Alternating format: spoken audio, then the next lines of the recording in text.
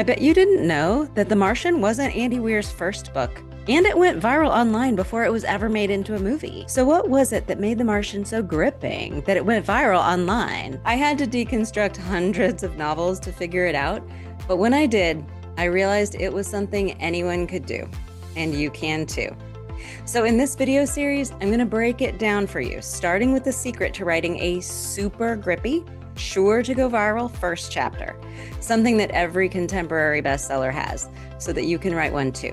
Hi, if you're new here, I'm author and writing coach Christiane Erwin, and I help aspiring novelists like you finally write the novel of your dreams. But before I go any further, please know that I will be spoiling The Martian slightly. So if you haven't read the book or seen the movie, just know that going in.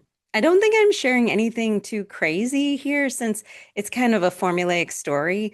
What makes it so good and so popular isn't really some big surprise twist ending, but rather the pro character development. And I will be talking more about character development in another video, but for now, we're focused more on the mechanics of the first chapter.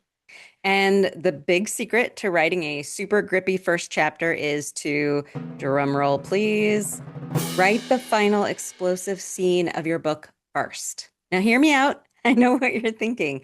You're probably asking, Christian, are you really suggesting that I write my book backwards? Yes and no. Let me explain. Look, I didn't agree with this advice when I first heard it years ago, but I am now a firm believer in the following rule. Never ever start writing a book unless you know how it ends. I used to be a pantser, and yes, I am aware that there are many examples of famous pantsers out there, like Margaret Atwood and Stephen King and Brandon Sanderson. And you're free to yell at me in the comments if you feel like it. But if you dig in on the writing advice from most of these folks, they will tell you that they first had to write to a formula. They had to learn their basic mechanics before they were able to successfully write an entire novel or even a series from the seat of their pants. Because our characters are living beings. They're real. They have to be real on some level in order to be believable and relatable and interesting. And real people are unpredictable. We have to give our characters guardrails. I like to call it scaffolding. You don't have to plot out every little detail in your novel ahead of time, but I firmly encourage you to make at least a minimum viable outline. And I have a video for this that I'll link in the description and maybe somewhere here on the screen if I can figure out how to do that. And that minimum viable outline, or what I call an MVO, includes knowing how your story ends before you get started on it. The TLDR on your MVO is that you need 8 things, but the most important are that you need a main character with a goal, and you need to know whether or not they reach it. Is it going to be a happy ending or a tragedy? So, getting back to The Martian, right? You have Mark Watney, the main character. He's stranded on Mars, and his goal is to survive and to figure out how to get back to Earth. So, if you're the writer, the novelist, Andy Weir, you need to know before you start writing whether or not Mark's getting back or not. Okay. And all right, here's the spoiler part. He gets back. Okay. So, in order to set yourself up for inevitable success, you should have a picture in your mind of what Watney will need to do, space, near death explosions, whatever, to finally get back to Earth. I'm serious. Don't start until you know how your story ends. No exceptions, especially if this is your first novel. This is the most important rule. At this point, your main character can be squishy, undefined, boring, whatever to start, because chances are you're going to get to know them better as you write anyway. But you can't have a squishy, undefined, boring ending. I mean, you could, but why would you risk that, right? Bestsellers don't have that. Having a little movie version of the climax playing in your head at this point is key. It's what all your readers are going to be reading for. Again, you can write it all out now, really rough, and rewrite it later, but to start, you at least need some scaffolding, right? So if you're not sure how you want your story to end, you could start out just by thinking of it as a binary. So in literary terms, there are comedies and there are tragedies. And a comedy is defined by whether the main character successfully reaches their goal or not. Okay, this isn't whether or not a story is funny or lighthearted, the way we think about like a comedy when you read something and it makes you laugh. If your main character gets what they want, then in literary terms, it's a comedy. In a tragedy, they don't get what they want. It's that simple. It's very Shakespearean, right? So you could also think about it that way, or you could think about it maybe in terms of genre. If you know what you're writing, if you're writing romance, most readers are going to expect an HEA or a happily ever after. Your character wants to fall in love, so that final explosive scene is usually when the kissing and all the I love yous finally happen, right? Fireworks, rain falling, Seal is singing in the background. If you're writing horror, thrillers, I mean, it could go either way, but like horror does require a big bad that creates a head count. But you could end on a cliffhanger with your main character as a final girl who lives to fight the big bad another day. I think that the best way to think about this is to think about what feelings you want to feel as you write. Look, you're going to spend a lot of time in this world with these people, right? This is a novel. You're going to be working on it for a while. So if your story idea is dark or if it's based on something deeply personal or even traumatic, I want you to really ask yourself if you feel comfortable sitting in that darkness with that subject matter for a prolonged period of time. Let's get back to why this works, the secret to a great first chapter. It's that final explosive scene. And why is this? Why is this key to all of those contemporary bestsellers? Remember, your climactic scene at the end is the key. It's the scene that you are working towards the whole time. It's the emotional release that your reader signed up for. So your novel is going to set your main character up with a problem that needs to be solved.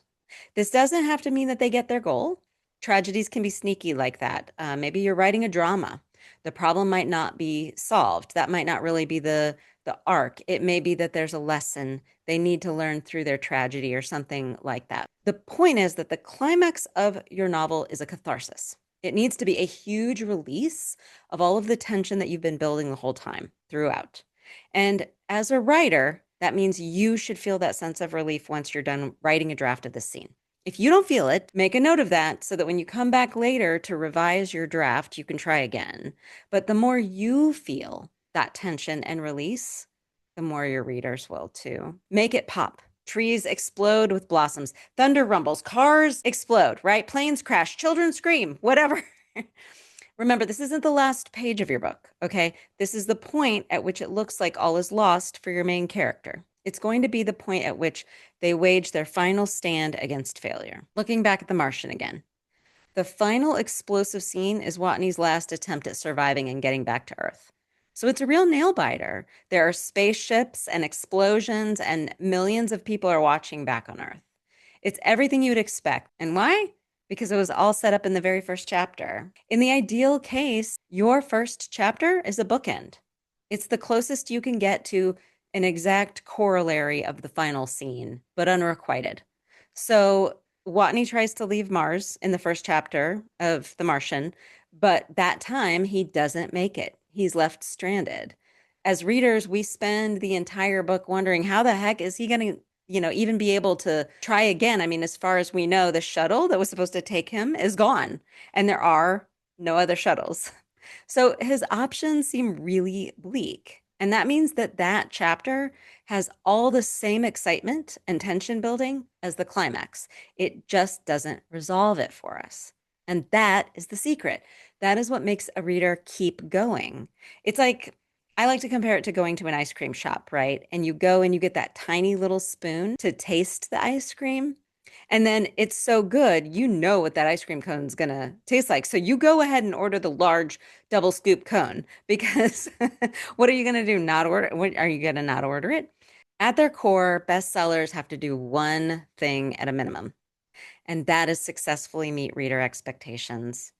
I challenge you to go read any book's one-star review on Goodreads or wherever, and you're going to find out that most one-star reviews boil down to reader expectations that have not been met.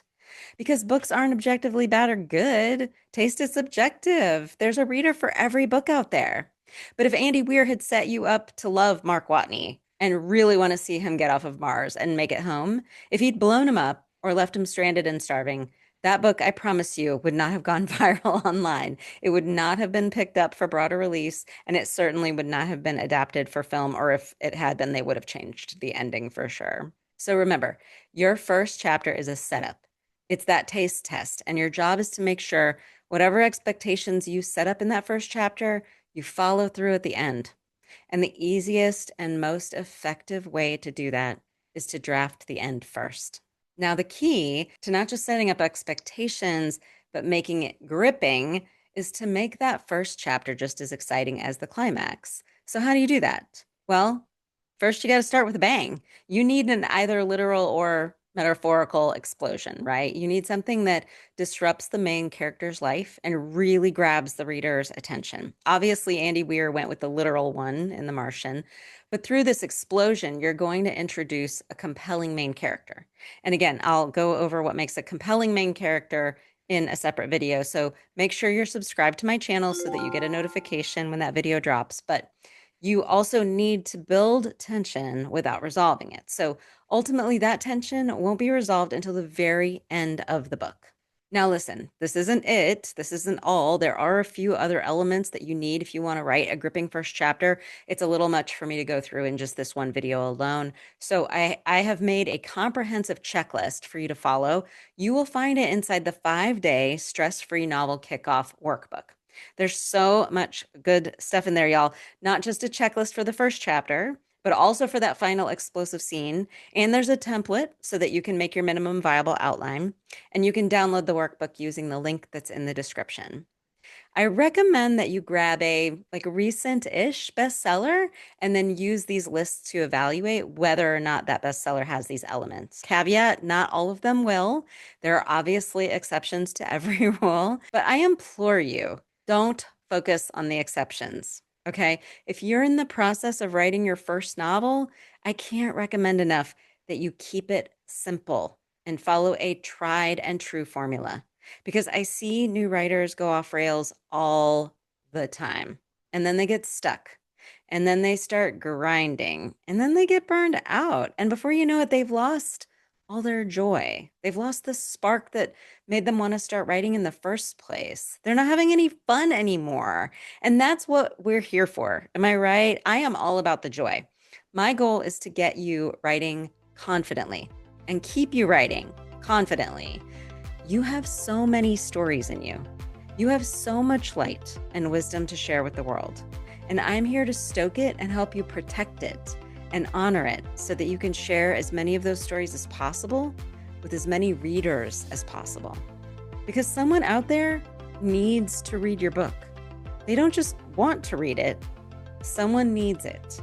I truly believe this. So your assignment for today is to write a rough draft, as rough as you want it, for that final explosive scene. Kissing, fireworks, rain, spaceships, whatever you want, put it in there. Use that to inform your first gripping chapter. And then run what you've got against that checklist that I've linked below. And then when you're ready for next steps, make sure that you check the video. I'm going to link it below, and hopefully it'll show up here, which will walk you through all 8 elements that you need before you keep writing that novel, okay? We started talking about it here, but this next video will help explain everything further. See you there.